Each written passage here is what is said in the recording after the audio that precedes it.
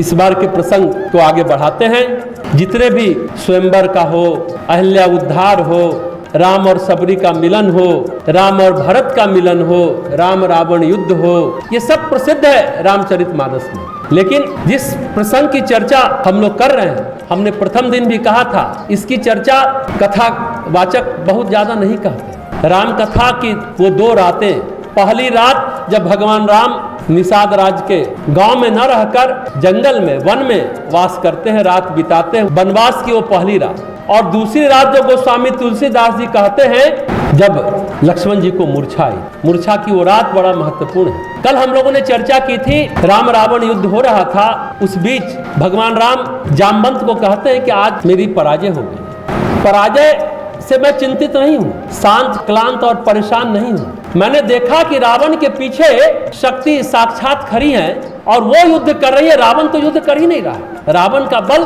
तो शक्ति प्रदान कर रही है। जामवंत ने कहा कि अरे आपके पास धर्म है, उसके पास अधर्म है, लेकिन शक्ति वहां है। तो जामवंत ने कहा कि आप भी शक्ति की आराधना कीजिए। हमने कहा था सूर्यकांत त्रिपाठी निराला ने राम की शक्ति पूजा से जो काव्य रचा है, उसकी चर्चा हम लोगों ने कल की थी। और नीलकमल आना था लंका से, हनुमान जी लाए, जबकि वो पूरा किलित था, सुरक्षित था रावण के तंत्र प्रयोग से, फिर भी हनुमान जी लाए। 108 प्रतिदिन चढ़ाना था, अंतिम दिन देवी ने परीक्षा ली, एक कमल घट गया, तो उनको याद आया कि अभी तो लंका से आ नहीं सकता, पूजा खंडित हो जाएगी। तो एक आंख निकाल करके उनको याद आया कि माँ ने कहा था कि तुम राजीव नयन हो, तुम्हारी आंख तो कमल के समान है। तो वो कमल चढ़ाने लगे, देवी प्रकट हुई, हाथ रोका, तरकस से तीर निकाल चुके थे, आंख के पास सटाया था, देवी प्रकट हुई और उन्होंने कहा कि तुम्हारी साधना सफल हुई। जब तक रावण सत्कर्म कर रहा था तो उसे वरदान देना था, तपस्या कर रहा था। अब वो कुकर्म कर रहा, उसका भी फल उसे मिलेगा।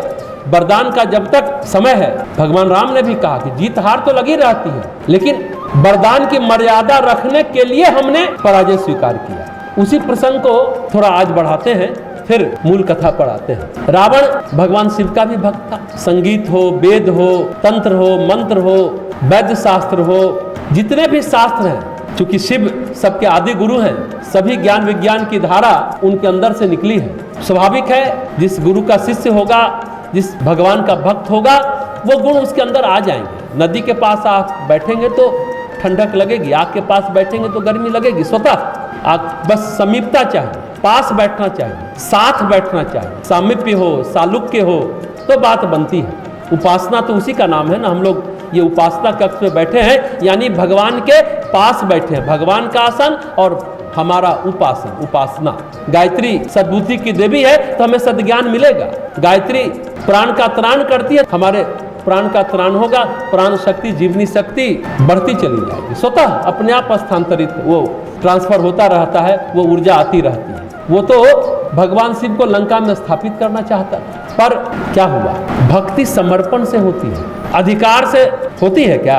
रावण का अधिकार था कि भगवान शिव का मैं इतना पूजन करता हूं, मैं मुझे प्रतिदिन आना पड़ता है कैलाश, मैंने अपना सिर चढ़ाया, अहंकार हुआ, अधिकार बस उनको ले जाना चाहा। लेकिन सचमुच भक्ति समर्पण से होती है। भक्ति में अहंकार शून्य होना चाहिए, जो रावण नहीं हो पाया, इसलिए स्थापना भी नहीं हो पाई लंका में।